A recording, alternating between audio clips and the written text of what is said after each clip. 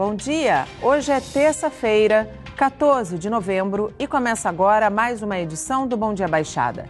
Eu sou Nathalie Nanini e vamos juntos até às 9 horas da manhã. Um levantamento feito pelo Instituto Sou da Paz mostrou que a maior parte dos projetos de lei apresentados pela Câmara dos Deputados e Senado em 2016 dizia respeito a 2 pontos: aumentar penas para crimes já existentes ou criar novos crimes na legislação nacional. E a segurança pública é justamente o tema de hoje. Para tratar do assunto, o Bom Dia Baixada recebe o advogado Emerson Tawil.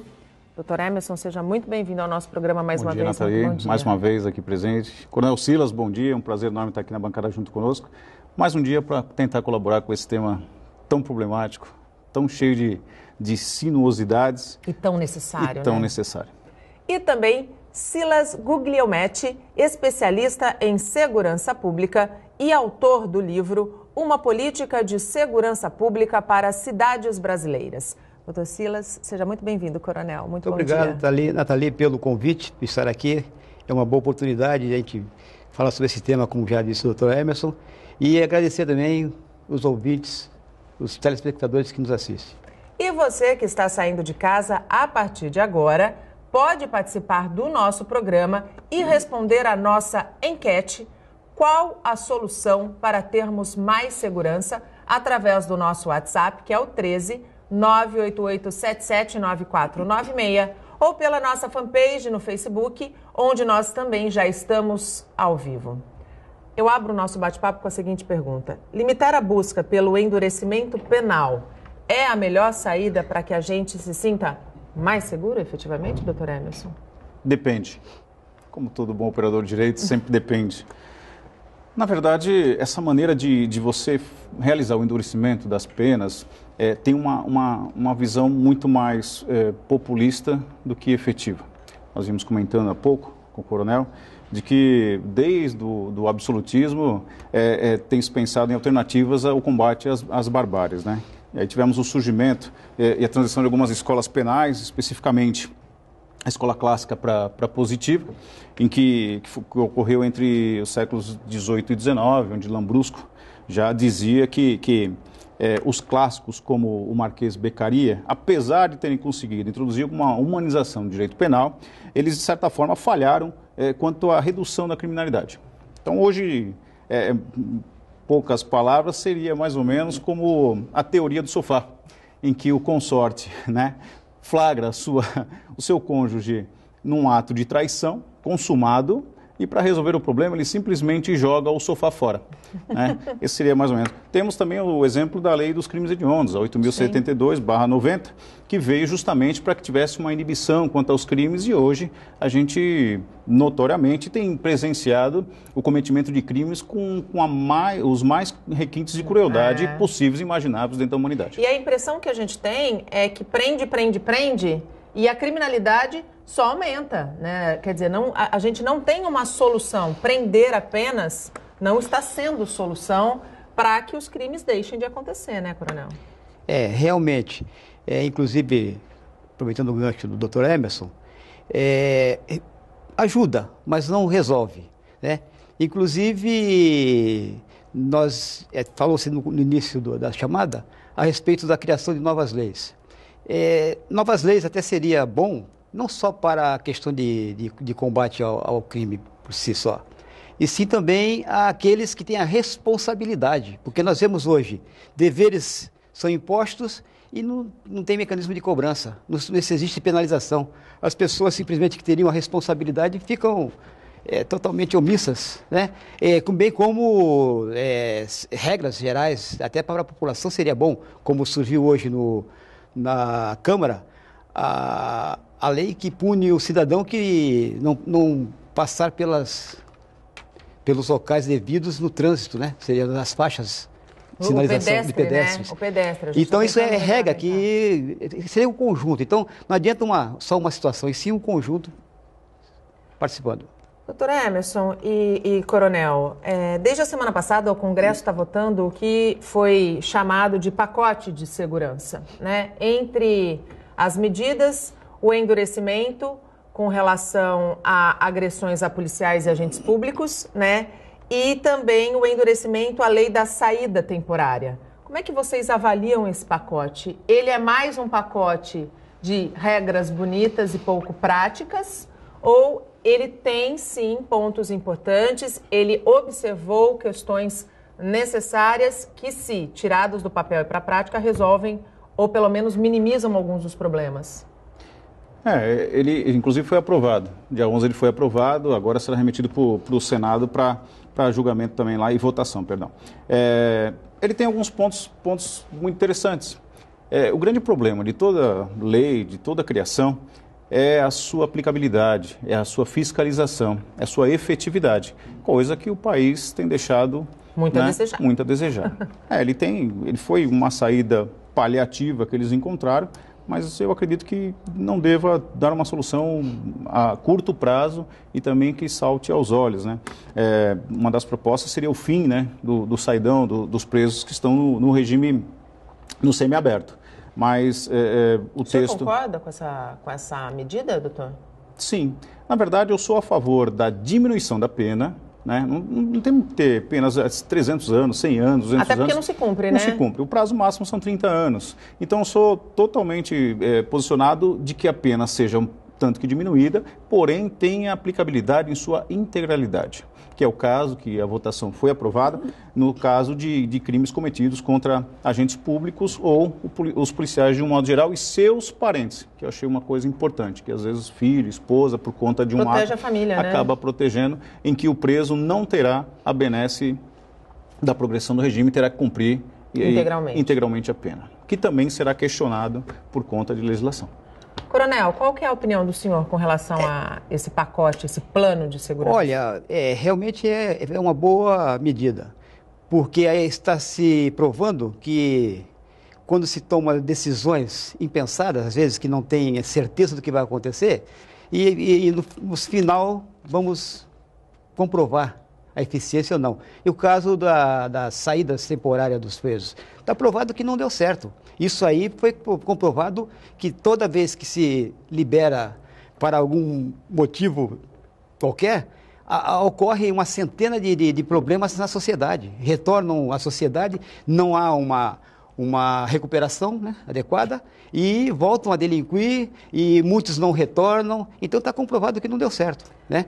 E com relação aos policiais, realmente impor de uma forma mais dura, realmente, o respeito à autoridade do Estado, que representa o Estado.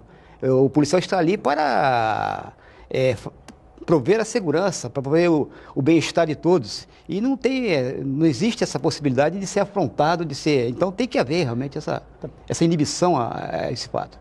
O senhor é coronel da reserva, né? E, doutor Emerson, o senhor é especialista, advogado especialista em direito militar.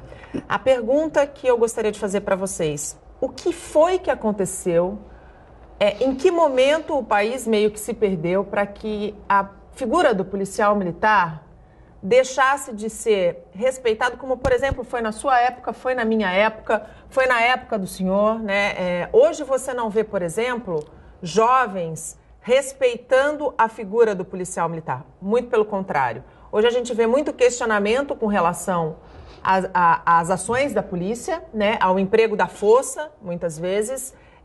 Também a questão da corrupção, que atinge alguns policiais militares.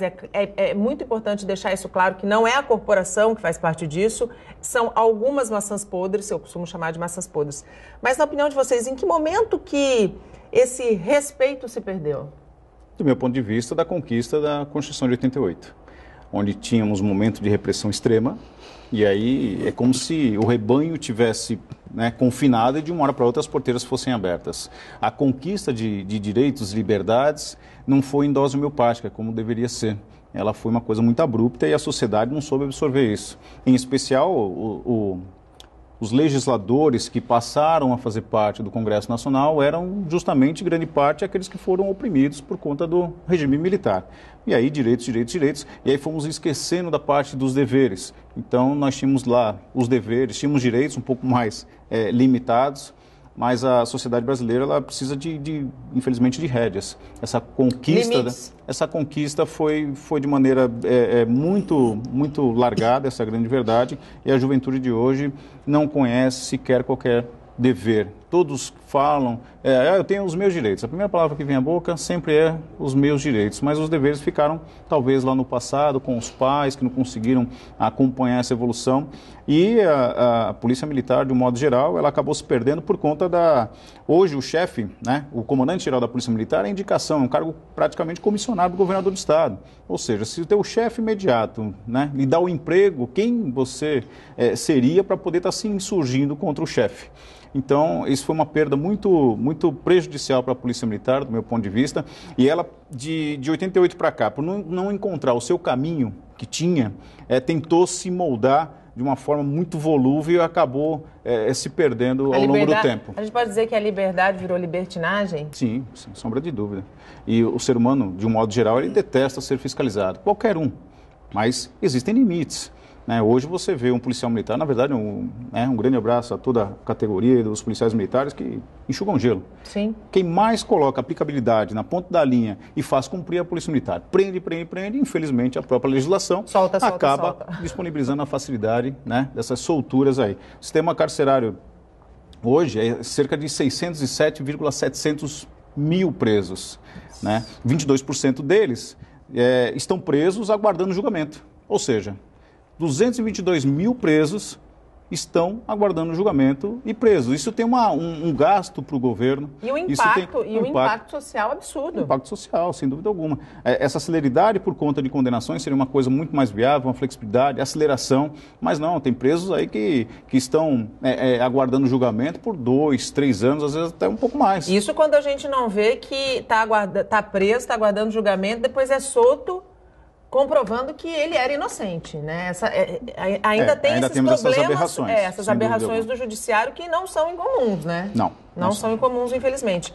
Coronel, o senhor compactua dessa mesma visão, dessa mesma opinião do Dr. Emerson? Compactuo, e eu digo o seguinte, que o divisor de águas dessa questão dessa afronta ao policial, dessa desmoralização, vamos dizer, entre aspas, iniciou-se idos de 95, quando surgiu aqueles 2 casos no país, Favela Naval e Candelária. Sim. Onde houve aquele caso do Rambo, na Favela Naval em São Paulo, e Candelária, onde aqueles 16 menores parece que foram assassinados. E aquilo que se fala não volta. E foi dito o seguinte, vamos acabar com as polícias naquele momento, saído do próprio presidente da República da época.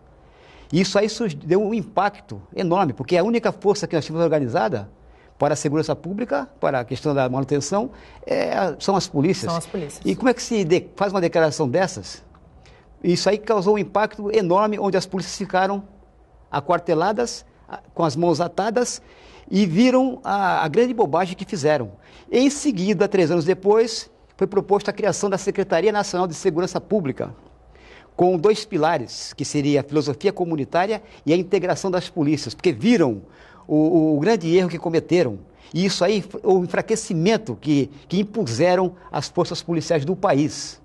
Então, ficamos à mercê do crime. E a partir desse momento, se formos ver as estatísticas, é que começou essa enxurrada criminal no país. E não parou. Ano a ano crescente.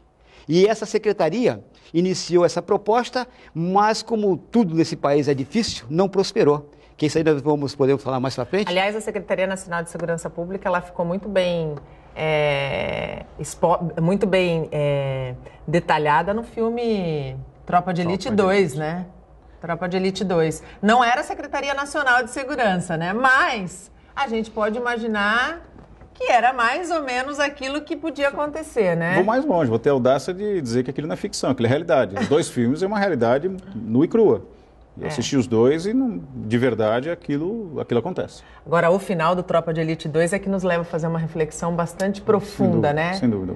A gente tem uma pergunta no ponto, pode colocar, por favor?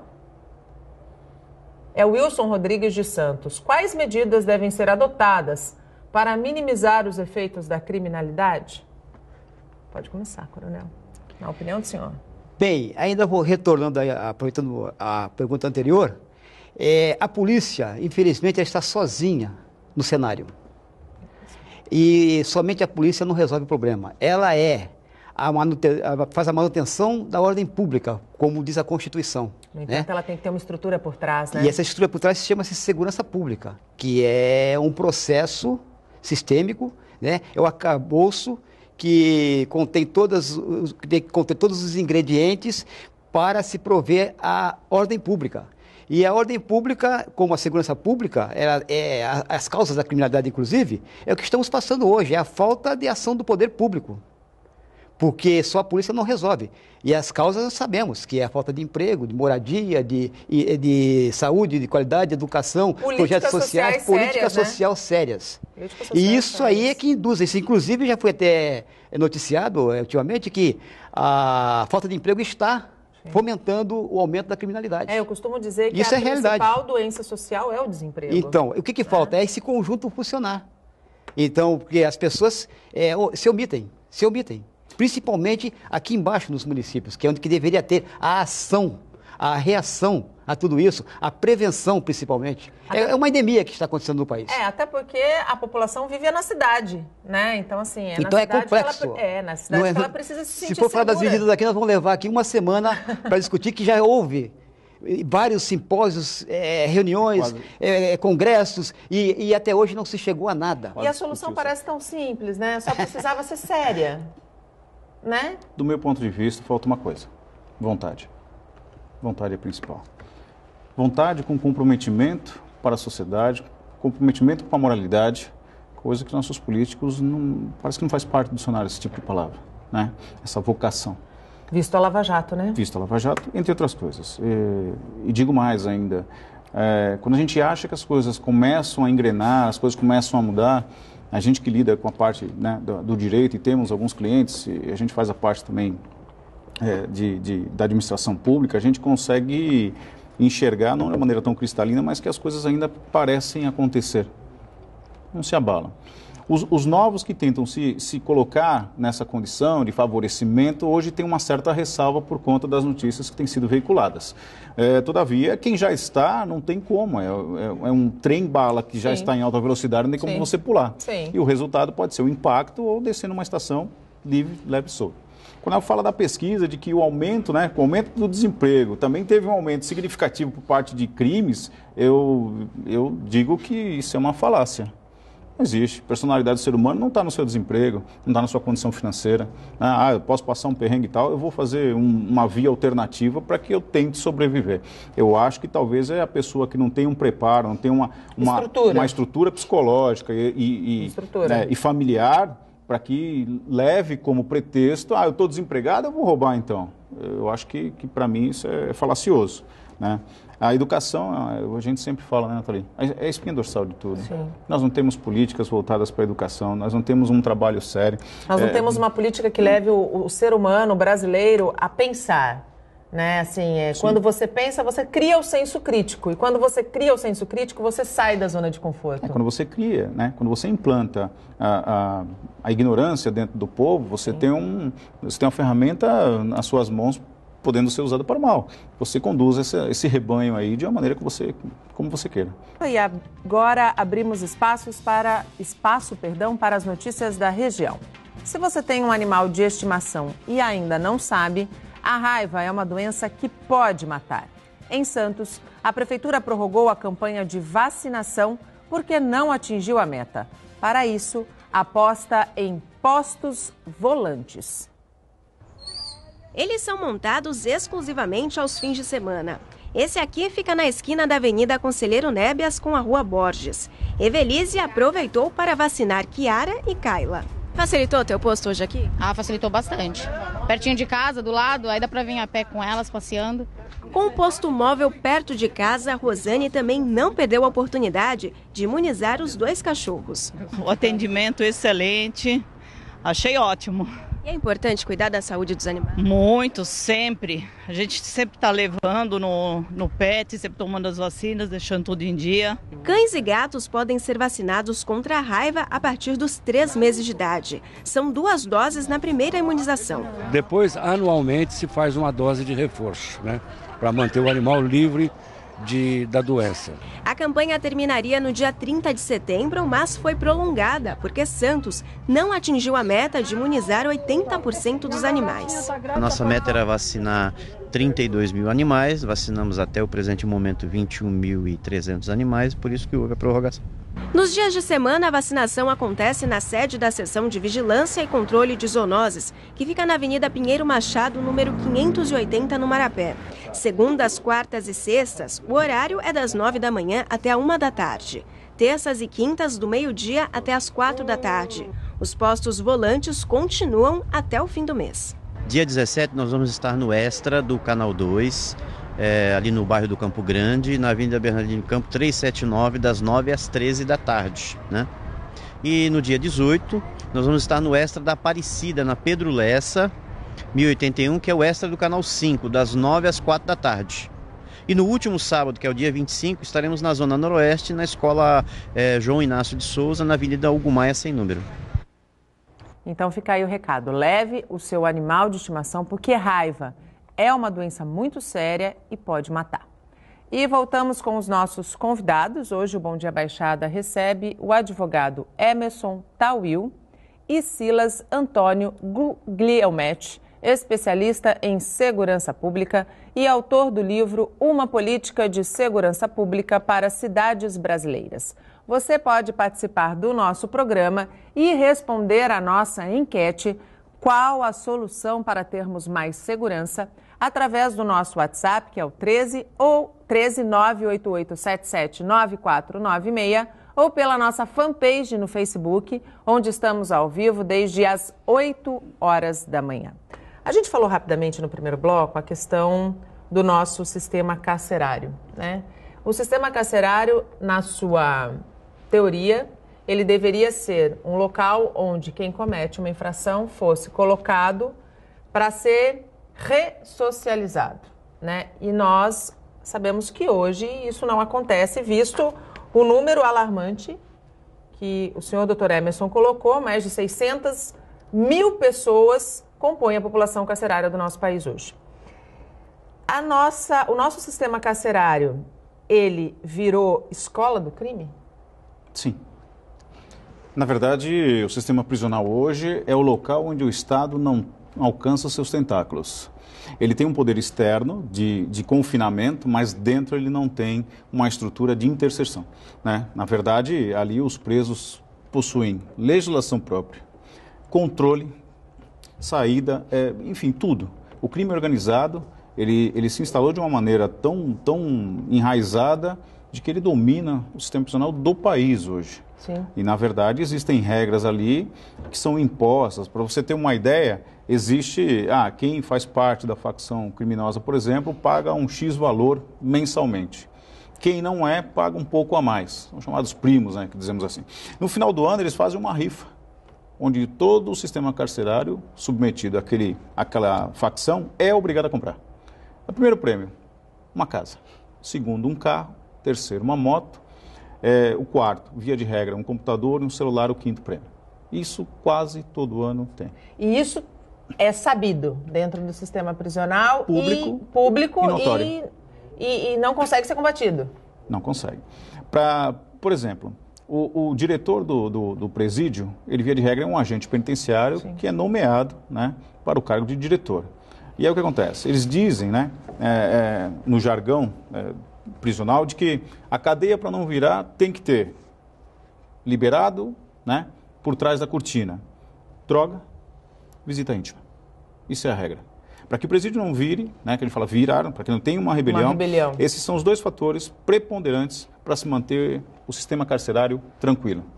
E o diretor do presídio, por sua vez, precisa garantir aquele emprego, né, que ele tem uma bonificação a mais por conta da responsabilidade que ele acarreta, mas, em contrapartida, é obrigado, às vezes, a fazer vistas grossas por conta desses problemas que são corriqueiros dentro do sistema prisional.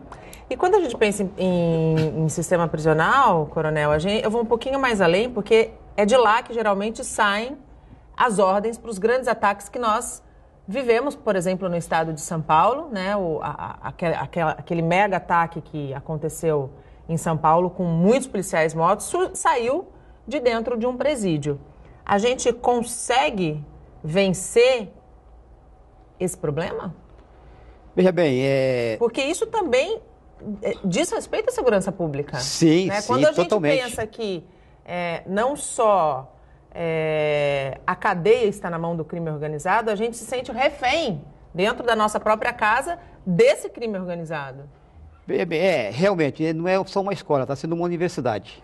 Além desse fato aí, quantas comunicações externas tiveram a respeito de intimidação às pessoas via telefone, que havia ameaça de sequestro ou sequestro realizado em familiares e advindo dos presídios. O golpe do sequestro. O golpe do sequestro. Então, ir lá, porque eles têm 3 situações no presídio.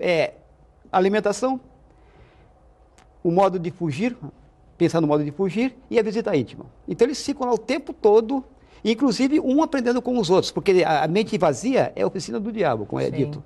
E a pessoa sem uma ocupação, ele na ociosidade, ele está piorando a sua situação, inclusive psicológica. Dinheiro para a instituição de programas e políticas que pudessem ocupar a cabeça desses presos, o governo recolhe bastante. Né? Todos nós pagamos. Além dos benefícios, que haveria revisão de pena, haveria, inclusive, a questão do hábito. Sim. Trabalhar é um hábito. Sim. As pessoas que realmente trabalharam a vida toda, eles não vão parar até morrerem, porque aquele hábito já está. E com essa situação de nada fazer dentro do presídio, torna ele muito mais ocioso e piora ainda a sua questão criminal. Nós temos várias bombas relógios, né? Só complementando, inclusive já está agora exigido pelo Congresso, agora a lei criada, a questão da interceptação de qualquer ligação telefônica dos presídios, que só falaram e não realizaram. Hoje não, vão levar a coisa a sério. Agora, com relação à questão das ordens dos presídios, eu acho que eu não acredito, eu sinto que não tem esse poder todo, porque inclusive houve agora recentemente o NEM, que mandou a facção dele ir contra o seu sucessor. Sim. Aquela guerra de facções que surgiu agora o problema da intervenção militar. Sim. Justamente foi o sucessor do NEM que se rebelou e quis assumir o lugar dele. Então, estando ele lá dentro ou fora, tem sempre alguém para suceder o comando. Então, isso vai acontecer. E não usar isso como sendo a causa. Eu vejo que... É mais uma consequência. Exatamente. Tem que ser feita a intervenção aqui, na base, como foi feita aquela primeira invasão do Morro do Alemão, mas deixar os presos fugirem, como quiseram. Colocar a polícia como a isca, porque não levaram o Estado junto, não levaram o programa social, não levaram saúde, educação, para convencer a comunidade de que o Estado está. E voltou tudo de novo, está aí, quer dizer, piorado. Marketing, né? Piorado, o marketing usado. Um marketing, só foi marketing, realmente. A própria aprovação desse projeto do Saidão insere, inclusive, as operadoras de telefonia de celulares serão obrigadas a instalar bloqueadores naquele perímetro onde houver sistema prisional. Não sei como vão fiscalizar isso, inclusive passíveis de multa. Sim. Terão um prazo, mas não sei como é que vai funcionar. Se a gente sequer consegue fazer qualquer mudança ou cancelamento de uma linha telefônica, já vista a dificuldade do serviço prestado deles, não sei como é que será isso. A gente tem mais uma pergunta. Pode pôr no ponto, por favor? É a Márcia Gomide, de Santos. Existe alguma relação entre a implementação do Estatuto do Desarmamento com o aumento da criminalidade? A opinião de vocês. É muito subjetiva. A sociedade brasileira hoje, o próprio presidenciável Jair Bolsonaro fala que o porte de arma será estendido ao cidadão. Eu entendo que é um direito, sim, do cidadão ter uma arma. Eu não sei se a sociedade teria preparo psicológico para estar utilizando uma arma. Mas a campanha do desarmamento... A gente vive um momento de muita intolerância, né? Sim, e uma pessoa... qualquer coisa. Uma pessoa levada ao extremo... A cultura brasileira, eu acredito que não permita uma coisa Exatamente. dessa. E aí, por conta disso, esse programa do desarmamento, você via pessoas de bem entregarem sua arma, que tinha do seu marido já falecido, ou alguém que tinha, falar, isso está aqui tanto tempo, um colecionador, porque qual é o instrumento de trabalho do ladrão? Bandido. É a arma. Inclusive, ironicamente, semana passada em Minas Gerais, estava tendo um exame do Detran e lá existem policiais civis. E aí, o marginal chegou, tentou roubar o carro do examinador e o policial fez a intervenção, entrou em luta corporal, o marginal conseguiu sacar a arma, graças a Deus, ao tentar efetuar o disparo, quebrou o gatilho e o policial militar conseguiu reagir naquele engodo todo, efetuou um disparo e acabou matando o marginal. O delegado, sabiamente, foi perguntado pelo repórter, ele falou assim, isso aqui para mim, o senhor acha que o policial agiu de forma correta? Ele falou, para mim foi um acidente de trabalho. Ele falou, mas um acidente de trabalho? Sim, porque o marginal hoje, o ladrão é uma profissão. E veio, acordou cedo para vir praticar o seu roubo, infelizmente não deu certo. O outro policial que estava do outro lado acabou sendo um acidente de trabalho. Eu falei, puxa, bonita essa fundamentação do delegado. O delegado de polícia fez essa fundamentação. Então a gente vê hoje que está instalado que praticamente é uma profissão. Eles têm regras, eles têm tudo, e a ferramenta de trabalho é uma arma. Como é que o marginal vai entregar a sua arma? Eu acredito que tenha desarmado o cidadão de bem e não desarmado o bandido, muito pelo contrário, porque armas chegam por todas as nossas fronteiras, né? Hoje a gente vê uma bandidagem armada até os dentes, com armas extremamente potentes. De uso de guerra. De uso de guerra, enquanto as nossas polícias ainda, muitas vezes, usam o seu armamento, que é o armamento disponibilizado pelo Estado e que nem de longe chega perto desse armamento de guerra, né, Coronel? Realmente, inclusive, aquilo sobre o dito de palavras ditas não retornam, né? E causam efeitos, às vezes, devastadores, é o que foi dito na época da aprovação da lei do desarmamento, onde o ministro da Justiça declarou que o desarmamento seria para os civis. E foi, né? E foi, para os civis e para os... De bem, civis de bem. E questionaram, e os bandidos? Então, quer dizer, houve aí um grande problema surgido já nessa declaração. E temos que pensar que essa liberação vai ter muitas consequências sérias. Ao tempo a gente tem visto que quando havia uma liberdade maior de portar arma, acontecia muitos problemas, principalmente nas discussões. E hoje, do jeito que está, a coisa largada. Eu acho que a gente vive um momento muito delicado na sociedade de intolerância, né? Assim, por tudo que o brasileiro está passando, por tudo que está sendo visto e tirado de debaixo do tapete, enfim, pela correria, a tensão vivida pela sociedade, exatamente. As dificuldades, o controle emocional. Se a gente vê muitas vezes que uma arma na mão de uma pessoa capacitada, um policial militar é capaz de cometer um erro, de cometer um deslize e atirar, quanto mais uma pessoa que não passa por um treinamento, não passa por uma qualificação com frequência, né? E a arma, na verdade, perdão, até o coronel, e a arma, na verdade, ela nem sempre é uma solução, ela é um grande problema. Sim, o fator surpresa é preponderante. Exatamente. O marginal, se for de surpreender e você tiver com a arma na cintura e não conseguir... E a forma de aquisição dos bandidos vai ser muito maior. Hoje eles estão investindo contra policiais que fazem aqueles bicos para roubarem armas. Imagine saber que o cidadão, numa faixa de idade, digamos, 18 aos 40 e poucos anos, podendo portar, eles já vão... Mas eles vão agir sobre eles com maior violência do que o normal, porque sabe que aquela pessoa poderá estar armada. Então, e vai recair sobre quem as vítimas posteriormente? É subjetivo, né, coronel? Não, eu digo, é relativo. O ladrão gosta de facilidade, né? Sim, mas se ele for, dependendo da faixa, aí o crime vai se sobrepor sobre quem? Sobre os, digamos, seja 18 anos. Os menores de 18 anos e os velhos, idosos e senhoras. Porque sabe que quando enfrentar um cidadão com vigor, com a idade, ele pode estar depois com alguém com uma arma. E, quer dizer, são várias vertentes que tem que ser vistas. Esse é outro erro também, achando que a redução da maioridade penal vai ser solução. Hoje, os crimes mais graves praticados, entre o latrocínio, o homicídio e tal, 1% são crianças e adolescentes. Né? Em sua maioridade. Na verdade, eles são muito mais vítimas, né? Criança e adolescente hoje é muito mais vítima de crime. Do sistema, né? E do sistema. E essa redução não me traz nenhum significado positivo para a sociedade. Isso vai de encontro a tudo aquilo que não está sendo feito.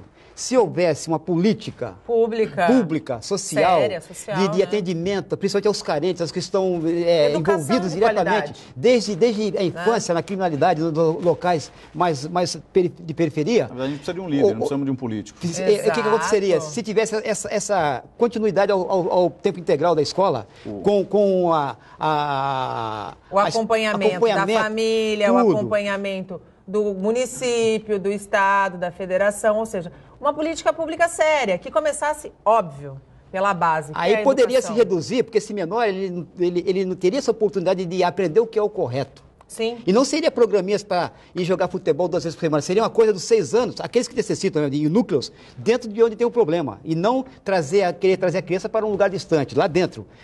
Até os 14 anos, podemos dizer, que aí ele vai ter que aprender tudo aquilo que é necessário. Seria moldar o seu caráter.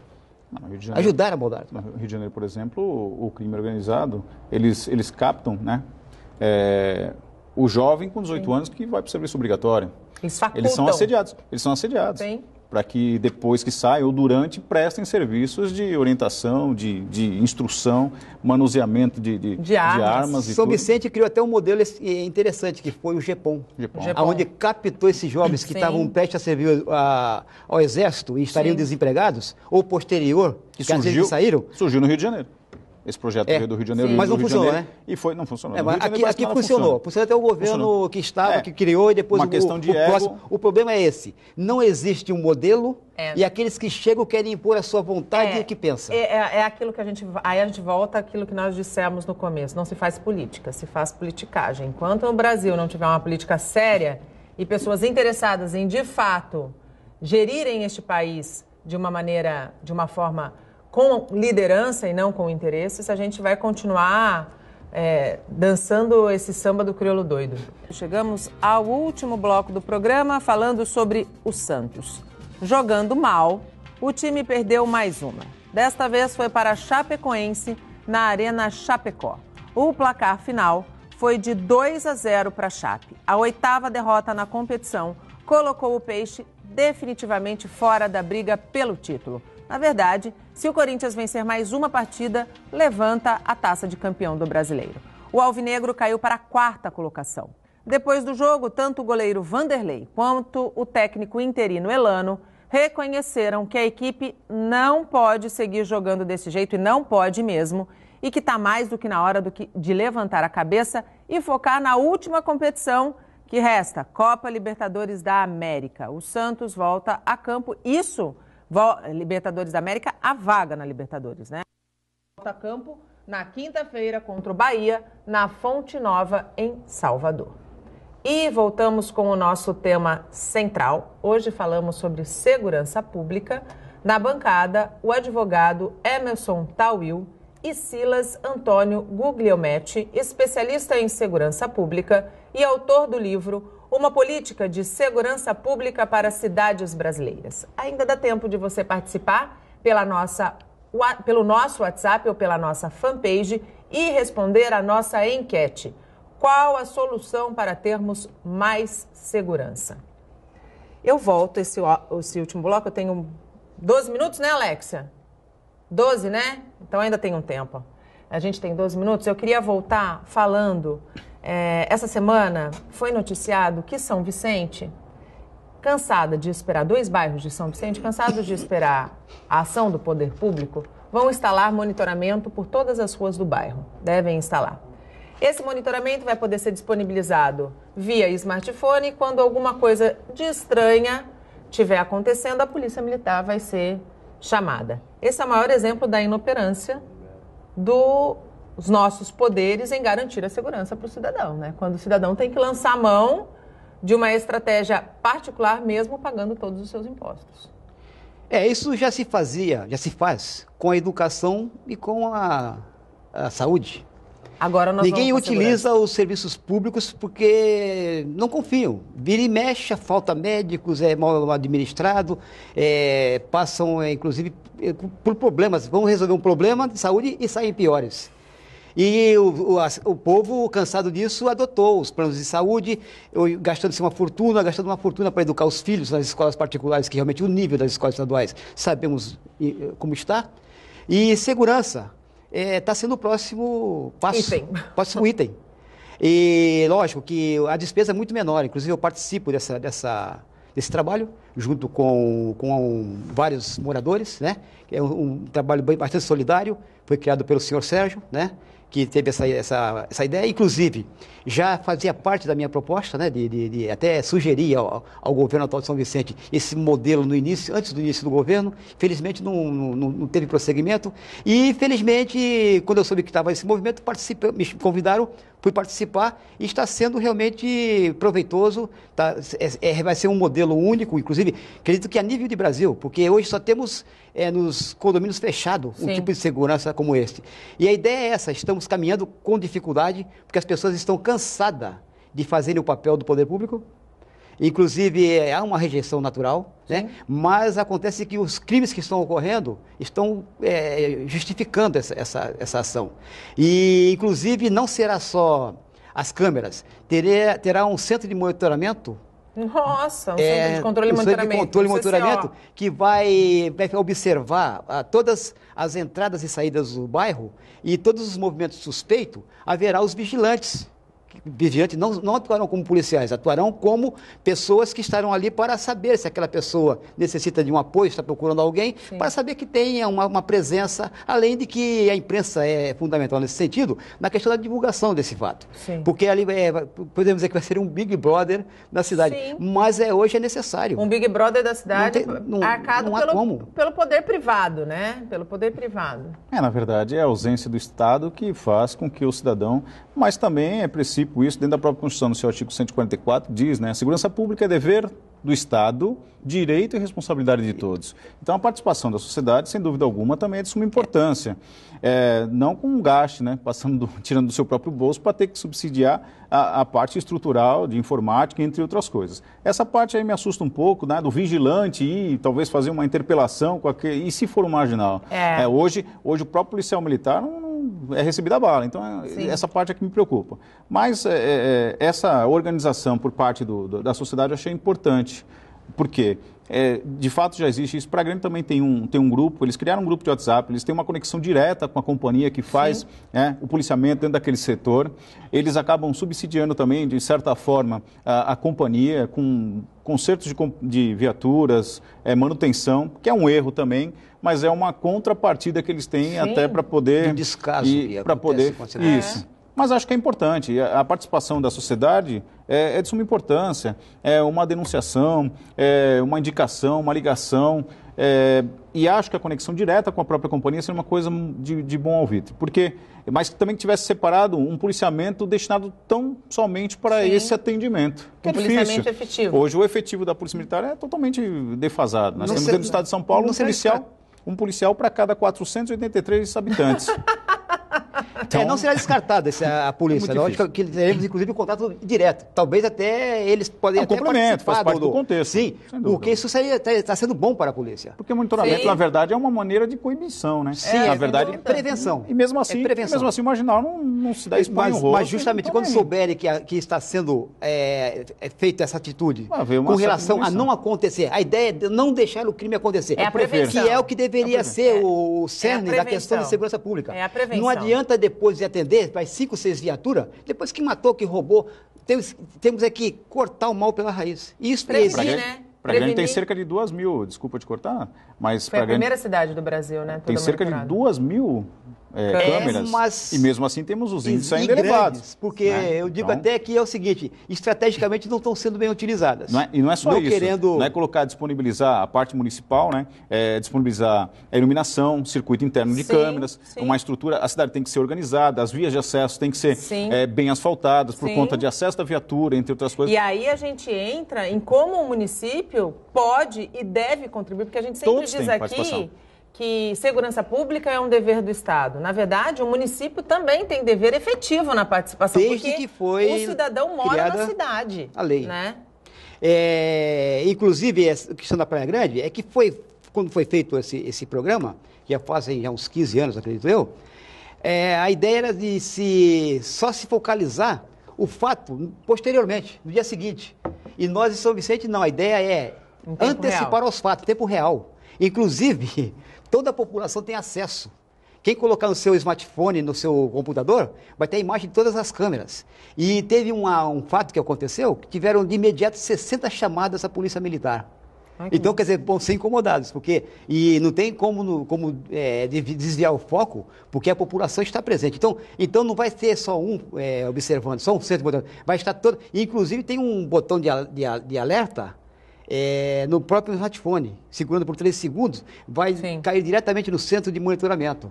Então a ideia não é prevenção, né? Prevenção. Na verdade, é prevenir, é tentar implantar uma política de prevenção que aí eu acho, de verdade, que a gente comece a encontrar um caminho para combater esse mal que parece que tem tentáculos espalhados por todas as frentes. Sim.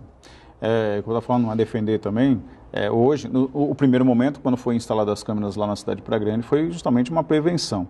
E hoje ela tem uma planificação, tanto é que o centro de controle, ela tem a participação da Polícia Militar e da Guarda Municipal. E o monitoramento é feito em tempo real, né? Várias abordagens, várias prisões foram feitas em razão do sistema de monitoramento. Então é muito saudável, né?